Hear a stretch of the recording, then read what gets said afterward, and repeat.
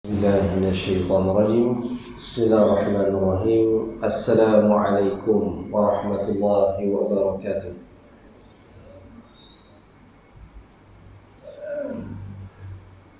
إن الحمد لله ونستغفره ونشكره ونعوذ بالله من شرور أنفسنا ومن سيئات أعمالنا. من يهده الله فلا مضل له ومن يضلل فلا هادي له. أشهد أن لا إله إلا الله وأشهد أن محمدا عبده ورسوله. اللهم صل على محمد وعلى آل محمد كما صليت على سيدنا إبراهيم وعلى آل إبراهيم وبارك على سيدنا محمد وعلى آل سيدنا محمد في العالمين إنك حميد مجيد حمدا كثيرا طيبا مباركا فيه. أما بعد.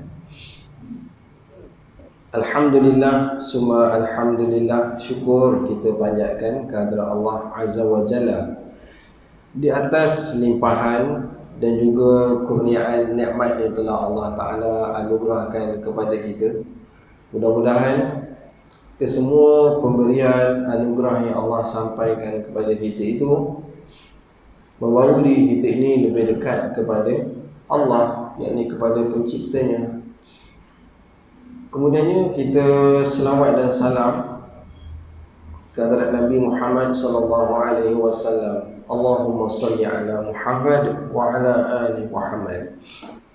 Para sahabatnya yang berjuang membawa risalah agama ini sehingga sampai Islam itu tertegak di muka bumi kita ini.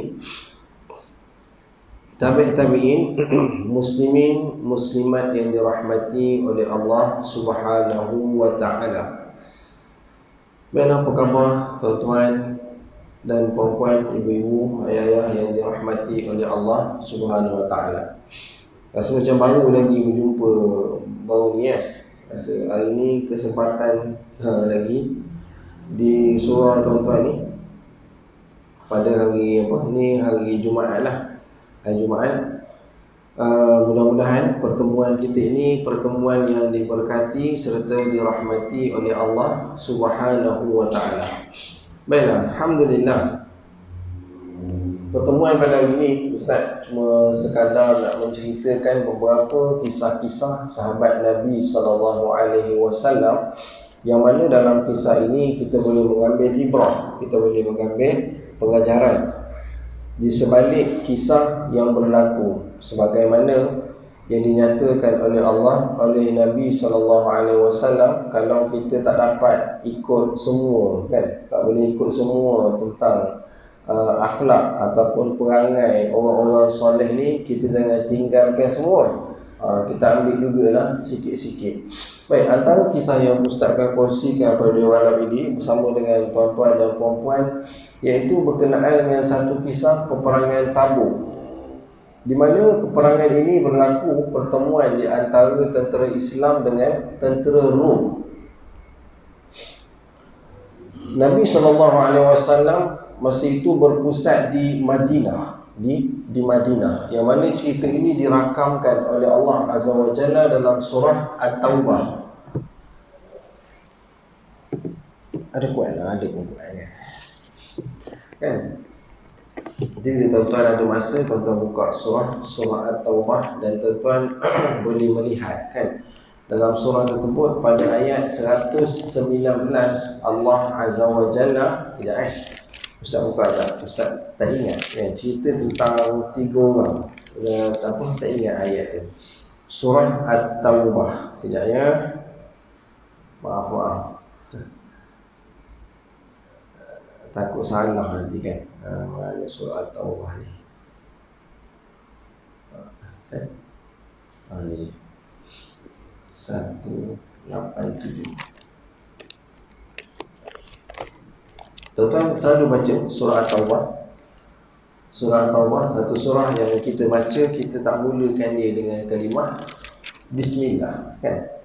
Di mana dalam surah At-Taubah ini, antara sebab surah ini diturunkan iaitu kerana Allah Ta'ala memberikan pengampunan kepada 3 orang sahabat Nabi sallallahu alaihi wasallam. Kenapa 3 orang ni? Kerana 3 orang ni dia tak ikut keluar berperang pada peperangan Tabuk. Nak cerita kat tuan-tuan, bagaimana kisah tentang antara yang 3 orang tu, satu Ka'ab bin Malik, yang kedua Hilal, yang ketiga Murrah, kan? 3 orang ni. Tapi Ustaz akan fokuskan kepada Ka'ab bin Malik. Kerana Ka'ab bin Malik ni dia adalah ahli Badar. Maknanya peperangan Badar yang pertama hari tu dia ikut.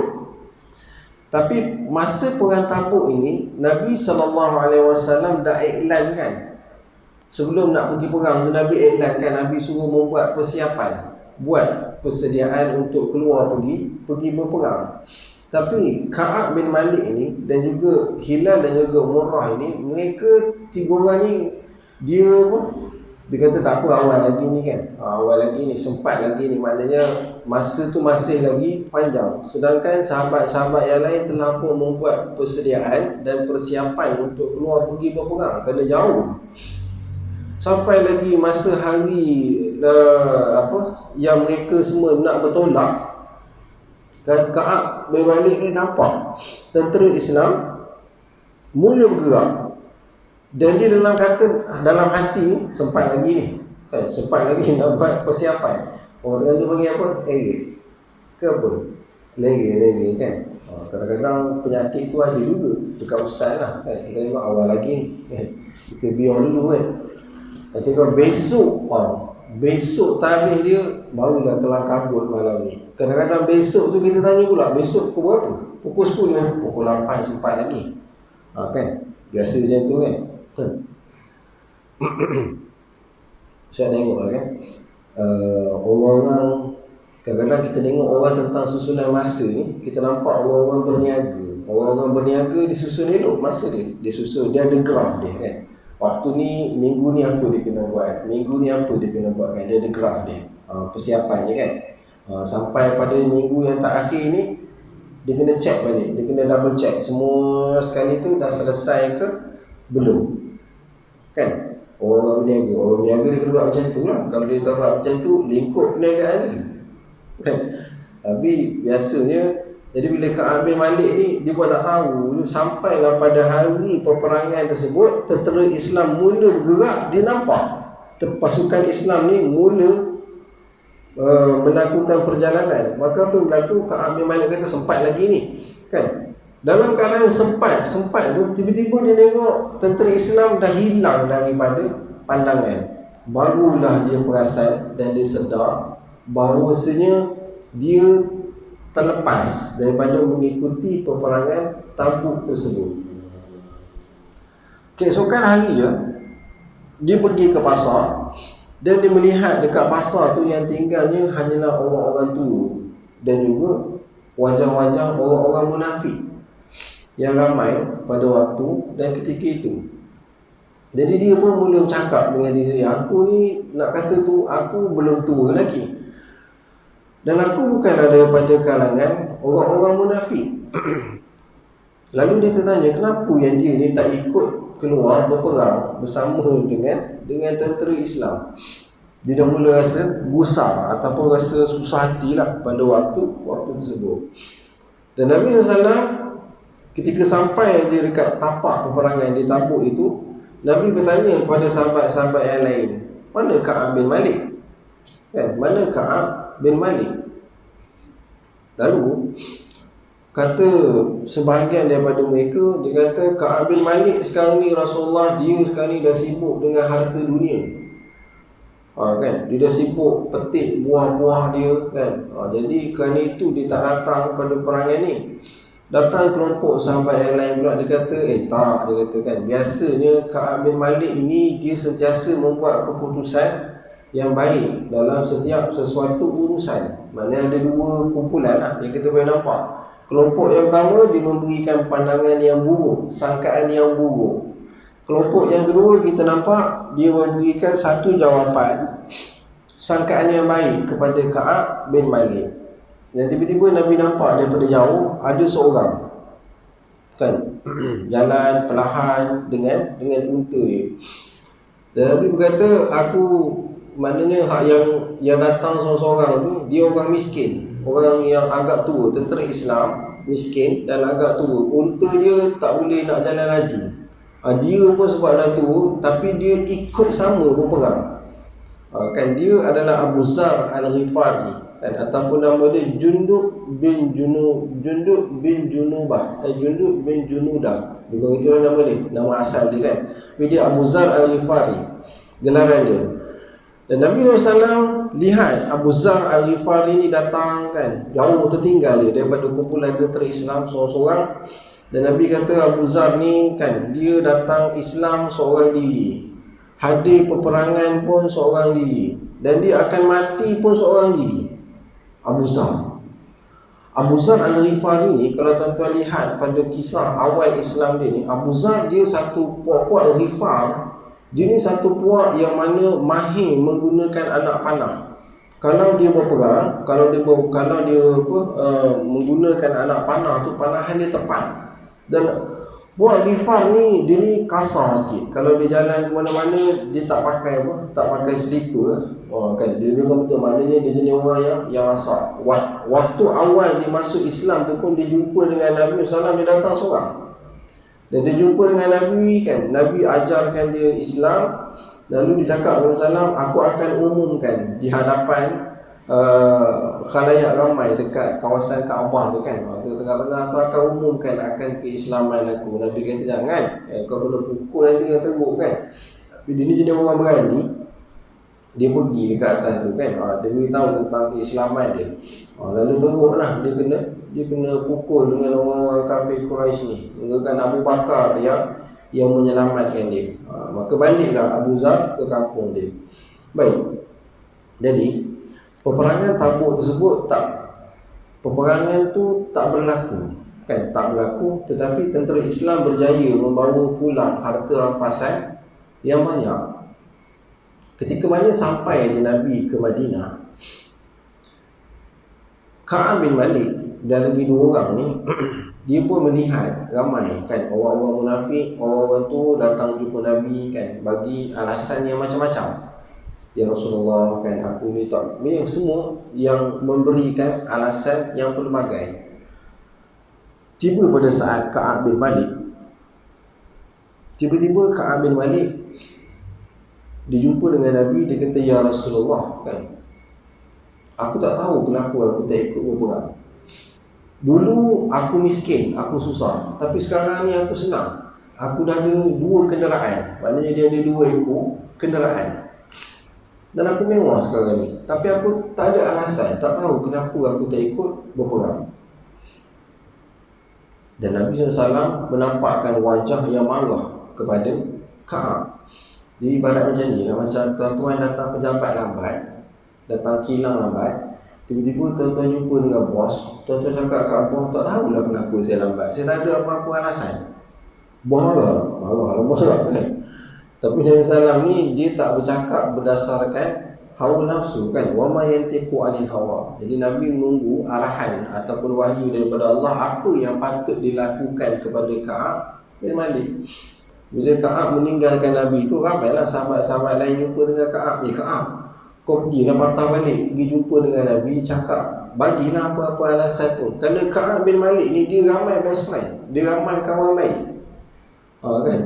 Jadi semua kawan-kawan ni jumpa, kau pergilah patah balik, pergi cakap dekat Nabi tu, kan, beritahu dekat Nabi apa-apa aja alasan supaya Nabi tak marah kau. Tapi Ka'ab tak nak.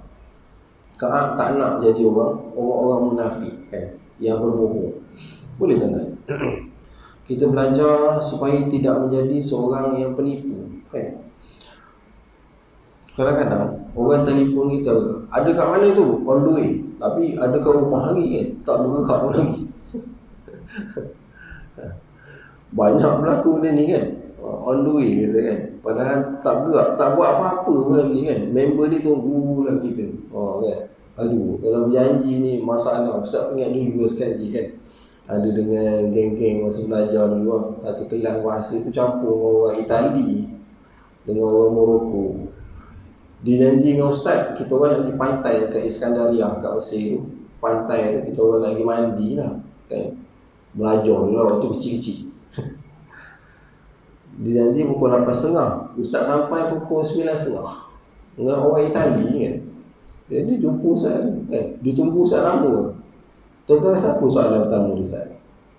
Kaifa mau'iduka? Dia kata, ya jauh hari kaifa mau'iduka? Macam mana janji kau ni? Kan? Kau janji pukul berapa? Pukul berapa kau sampai? Jadi Ustaz tak ada kan, senyap lah kan. Memang salah kita kan. Dia kalau buat berjanji dengan bangsa-bangsa lain, dia orang pegang tuan-tuan. Kan? Bangsa kita ni buat berjanji memang out sikit. Arab pun sama tu. Tuan-tuan berjanji dengan Arab kan. Kalau dia kata besok nak selesaikan tiket kapal terbang ni, nak balik daripada Mekah kan, nak balik ke Malaysia kan, dia kata besok, dia kata kan. Besok tu kalau kata pukul 8, jangan harap tuan-tuan pergi pukul 8 tak ada, pukul 10 pun ada, petang karang baru dia ada kan. Banyak kali dah dulu kan dengan puan-puan ni kan. Ustaz akan ke Mekah 18 Oktober ni kan. Tuan-tuan berminat boleh join nanti kan. Baik, jadi nak cerita tentang perangai orang-orang munafik ni. Tapi Ka'ab bin Malik dia stand, dia kekal kuat dengan pendirian dia. Dia tak nak menipu, dia tak nak cakap tipu kan. Dia cakap terang dekat Nabi SAW. Dan apa yang berlaku setelah itu, Nabi perintahkan supaya semua sekali orang Islam tak bercakap, pulaukan Ka'ab bin Malik, Murrah dan juga Hilal selama 40 hari. Pulaukan ni kan. Baki lagi 10 hari tu, mula-mula mereka ni tinggal dengan Nabi, tinggal dengan isteri. Akhirnya Nabi SAW perintahkan suruh pisahkan mereka dengan isteri. Bukan ceraikan, pisahkan. Maknanya hantarkan isteri mereka ni ke rumah mak ayah dia. Masing-masing bayangkan 40 hari kan. Ada dalam tempoh 40 hari tu, Ka'ab bin Malik ni dia cuba beberapa kali lah kan. Dia ceritakan dalam sirah, dia hadir solat, dia duduk betul-betul dekat belakang Nabi. Selesai solat dia bagi salam dekat Nabi. Dia tengok je dekat bibir Nabi kan, supaya Nabi senyum ke ataupun Nabi jawab salam dia. Tapi Nabi senyum pun tak, jawab salam yang Ka'ab bin Malik sampaikan pun tidak. Memang pulau betul ni dalam tempoh 40, stres dia. Dan Ka'ab bin Malik, Ustaz beritahu tadi, dia ramai kawan-kawan baik. Kawan-kawan baik dia pun susah hati. Nak tegur, nak bercakap dengan dia tak boleh, nak senyum dengan dia pun tak boleh. Sebab Nabi dah keluarkan arahan begitu. 10 hari berbaki, tak cukup ke 50 hari tu, Nabi perintahkan supaya pisahkan dengan isteri. Hantar isteri dia balik ke rumah. Jadi sebelum ni balik, ada tempat dia nak berbual dengan bini dia. Bini dia tak ada orang, hantar balik. Antaranya Hilal dia bagi alasan, dia cakap kan, bini dia jumpa lah kan, jumpa dengan Nabi, ya Rasulullah kan, Hilal ni tua dah orang dia, tak ada orang nak uruskan pakaian dan minum dia. Jadi boleh tak minta izin supaya aku duduk je dengan suami aku Hilal. Iaitu Nabi benarkan lah, maka Hilal dia duduk. Ada sebagian sahabat lain mengharapkan supaya Ka'ab ni menggunakan alasan yang sama. Macam Hilal dia jumpa Nabi kan, cakap dengan Nabi yang kau ni tak ada orang nak uruskan, boleh isteri kau bantu. Tapi Ka'ab tak nak. Ka'ab kekal dengan pendirian dia. Dia hantarkan bini dia balik. Cukup 50 hari, maka ayat ini turun dalam surah At-Taubah ni, ayat 118. Di mana ayat 118 ni tuan-tuan tengok. Pagi hari tu, sahabat-sahabat ni yang baik dengan Ka'ab bin Malik ni, mereka semua ni daripada jauh kan. Ka'ab, absyir kan, ada berita gembira untuk kau bahawa Allah Ta'ala dah ampunkan dosa kau.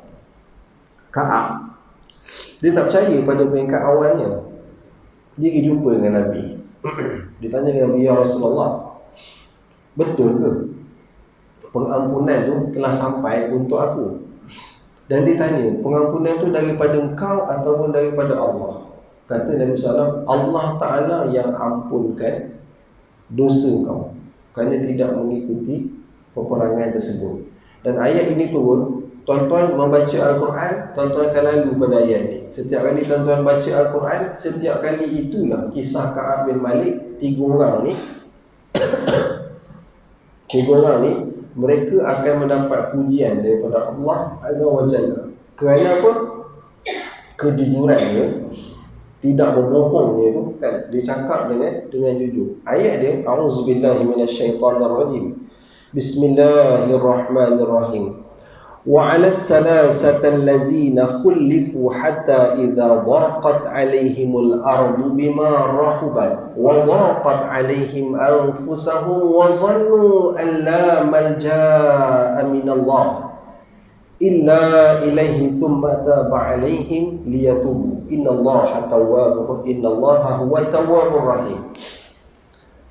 وعلى الثلاثة الذين, dan untuk 3 orang, Ka'ab, Murrah, Hilal, khulifu hatta iza daqat alaihimul ardu, sehingga kan bila mereka melakukan kesalahan, iza daqat alaihimul ardu, sampai bumi ini terasa sempit untuk dia, sedangkan bumi ini luas tapi rasa sempit. Ustaz tanya tuan-tuan pernah tak kena pulau dalam tempoh sehari ataupun 2 hari tak ada orang nak bercakap dengan tuan-tuan?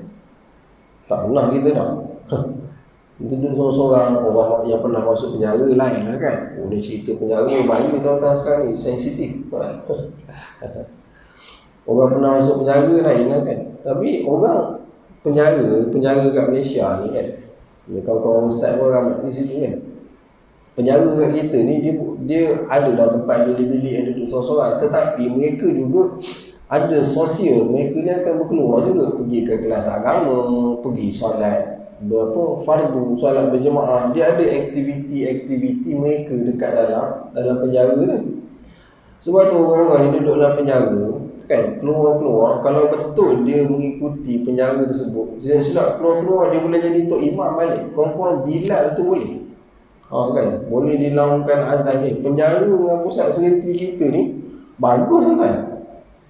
Dia ada program-program ni. Kalau macam kat pusat serenti tu kan, dia kena bangun seawal pagi pukul 5 pagi. 5 pagi tu dia bangun dah. Kalau tak bangun memang kena marah lah dengan warden tu kan. Bangun, mandi semua. Yang Islam lah, mandi. Lepas tu tahajud ramai-ramai. Habis tahajud, lepas tu solat subuh pula berjemaah. Habis subuh berjemaah, dia zikir la ilaha illallah 100 kali. Kuat-kuat ramai-ramai. Habis tu baca Yasin hari-hari. Habis tu kan, dia ada pula kuliah duha. Lepas tu solat duha.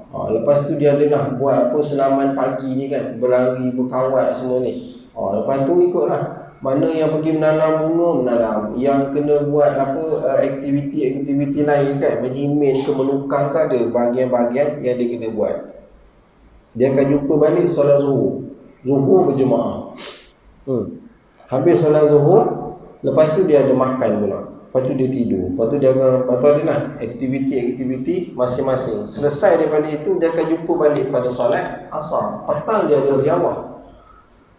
Tuan-tuan bayangkan, kalau dia duduk situ selama setahun ataupun 2 tahun, keluar jadi tok imam.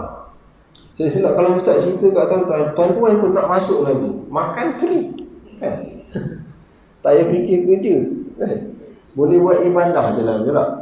Tapi kita tengok balik yang keluar daripada situ, kalau 10 yang keluar, nak jumpa seorang yang elok pun bayar kan. Betul tak? Sebab apa? Saya tanya dengan geng-geng pengalaman geng-geng penjara kan, diorang ambil modul tu daripada Indon tu. Modul dekat dalam penjara tu, kat pusat serenti, bukan barang-barang tu. Sebab tu kan, bila tuan-tuan ada anak-anak yang terlibat dengan dadah kan, hantarlah ke sana kan. Tuan-tuan biar dia duduk rumah tak jadi, hantar ke sana kan. Sebenarnya kerajaan kita, negara kita ni, dia dah sediakan fasiliti yang terbaik dah sebenarnya kan, untuk betul kan. Kita tengok balik, makan percuma, ada pula kelas-kelas agama kan. Dia pilih ustaz, ada kaunselor kan, duduk dekat penjara, dekat pusat serenti. Ya Allah, bagus kata kan. Maknanya kerajaan negara kita ni, dia nak biarkan, nak bagi mereka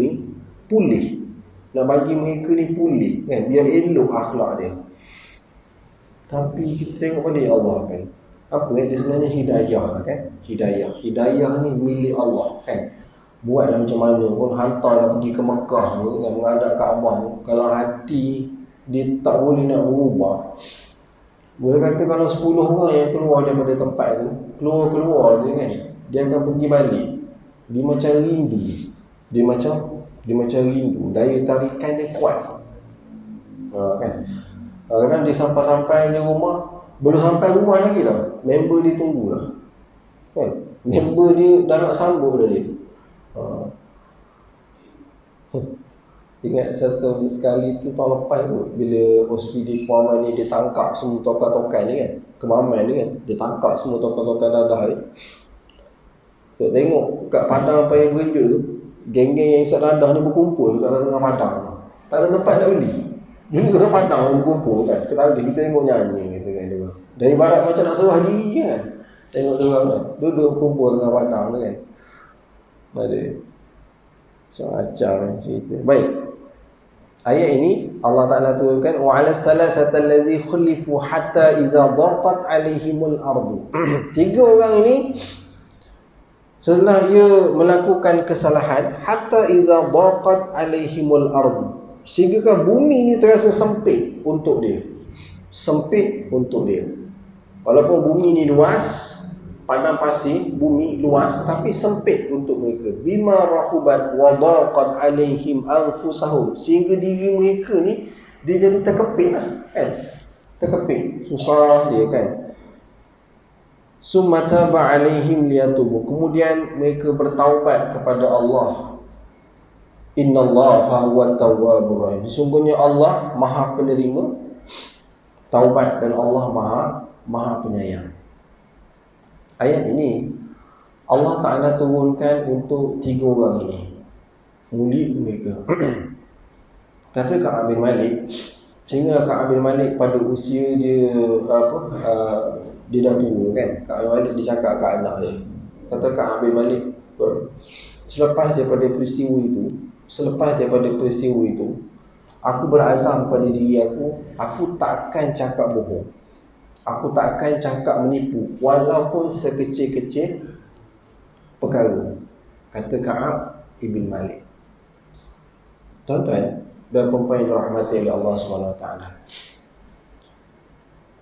kisah peperangan Tabuk ni, walaupun peperangan itu tak berjaya kan, dah ramai sahabat-sahabat yang lain keluar pergi berperang kan, membuat persiapan dan seumpamanya, maka kita akan dapati di sana bahawa dalam kelompok manusia ni, dia akan ada perangai yang macam-macam. Dia akan ada orang yang macam ini, kelebihan dia, ada orang yang begini. Jadi kita ni tuan-tuan, kita zaman sekarang ni, kita tak ada keluar perang kan. Nak pergi perang mana? Nak datang sembahyang subuh, nak perang sembahyang subuh, lah bukan suara tuan-tuan bagus lah, kan? Nak berperang untuk sembahyang subuh pun seksa kan. Nak cerita tentang peperangan. Baik. Ibnu Katsir dia menyatakan tentang ayat ini bahawa Allah Azza wa Jalla memberi keampunan kepada tiga orang ini.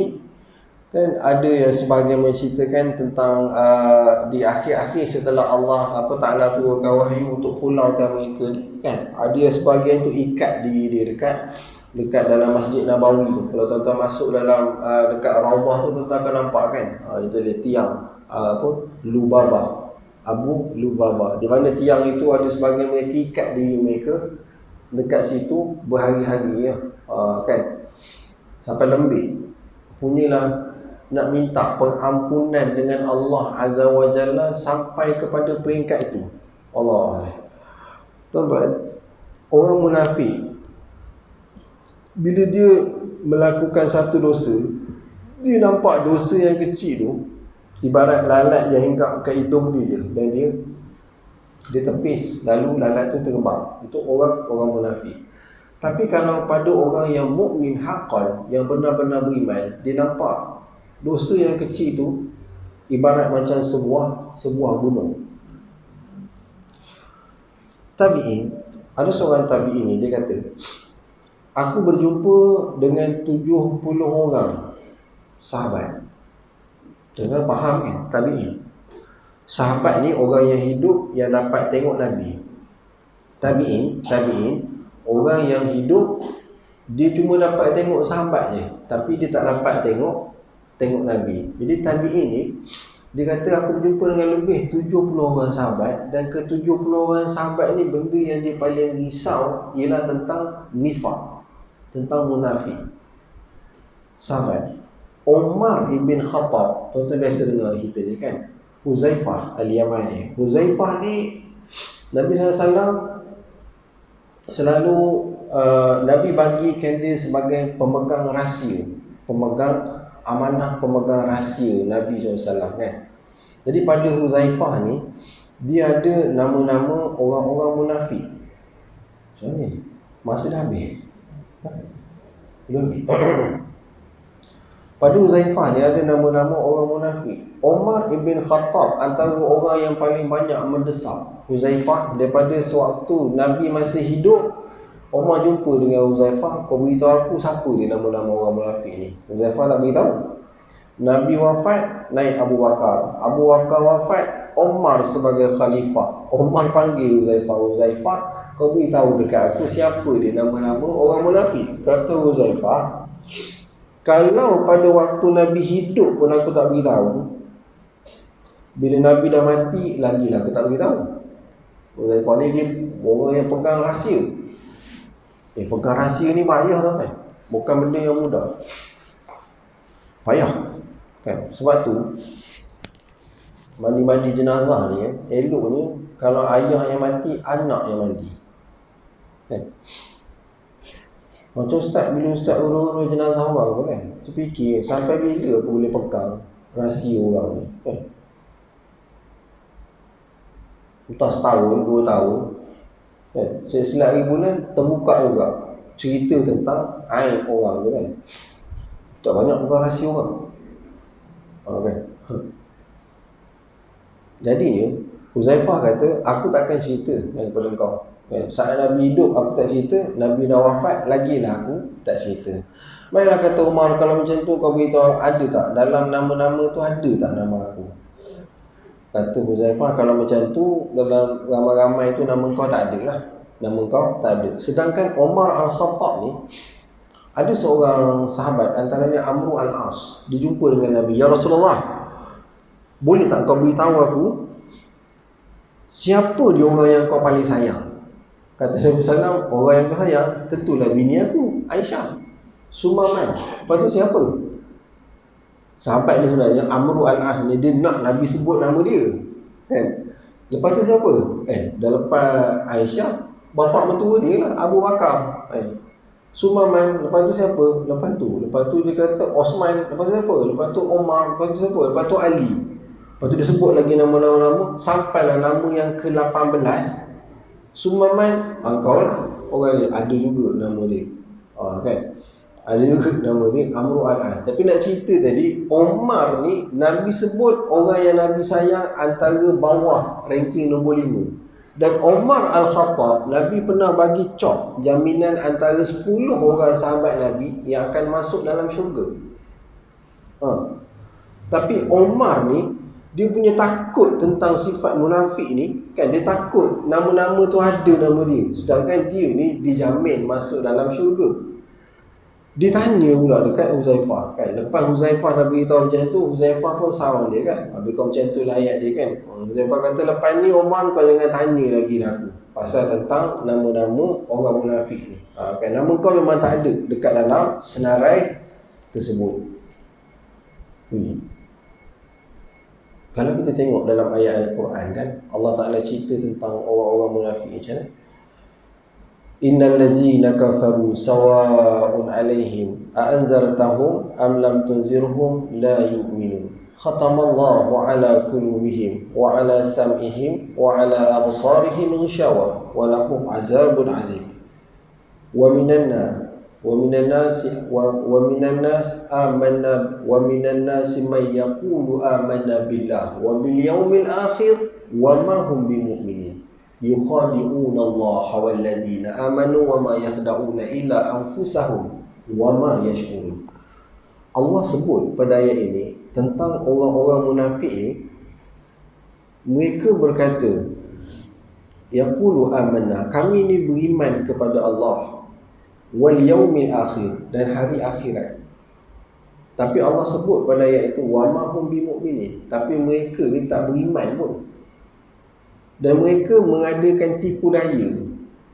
Mereka ni menipu, dia tipu daya. disangkakan dengan tipu begitu dia boleh selamat, tapi Allah Ta'ala sebut pada juga, Allah kata mereka tu menipu diri mereka sendiri, dan Allah sediakan azab untuk orang-orang yang begitu. Munafik satu masa dahulu, mereka dia jumpa dengan orang Islam, dengan Nabi Muhammad, dia kata dia Islam. Bila dia balik dekat puak-puak dia kata aku ni bukan Islam, aku jumpa dengan tentera, dengan Muhammad, dengan apa, dengan orang Islam ni sebab aku nak tahu rancangan-rancangan mereka ni dan strategi-strategi peperangan mereka. Itu munafik pada waktu tersebut. Okay, kalau tuan-tuan tengok dalam cerita perang Khandaq, perang yang gali parit tu, setelah berlakunya peperangan Uhud kan, peperangan Khandaq, di mana peperangan Khandaq pada waktu itu sebahagian, sehingga kan Nabi SAW bertanya dengan sahabat-sahabat, macam mana ni kan, kita nak bertahan daripada dalam Madinah ataupun kita nak keluar daripada Madinah ni. Sebagian sahabat kata kita duduk, kita bertahan daripada dalam je lah, kita duduk kat Madinah. Tapi ada sebagian kata bahaya, dia tinggal kesian dekat isteri-isteri dan anak-anak serta orang tua-tua kita ni. Dia kata kita keluar sikit, jauh sikit, kita tahan luar daripada Madinah pada waktu tersebut kan.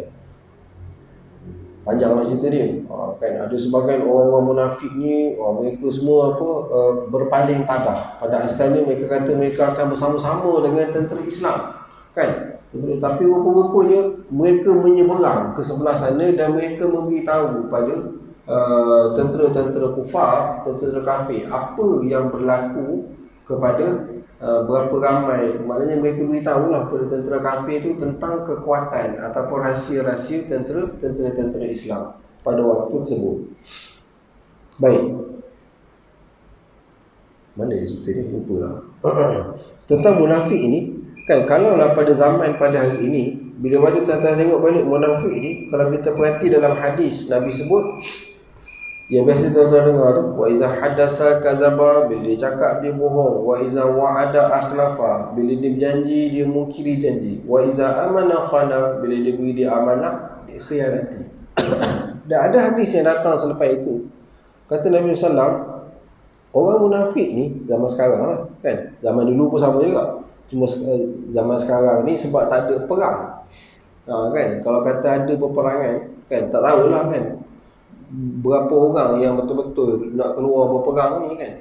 Kadang ustaz terfikir kalau kata berperang lah kan, macam mana lah agaknya orang kita, orang-orang muda kita ni berlari pun tak orok ni. Mana orang muda kita pergi? Tuan-tuan pergi tengok dekat ladang-ladang sawit tu kan, orang Indo ni je, orang Bangla lah.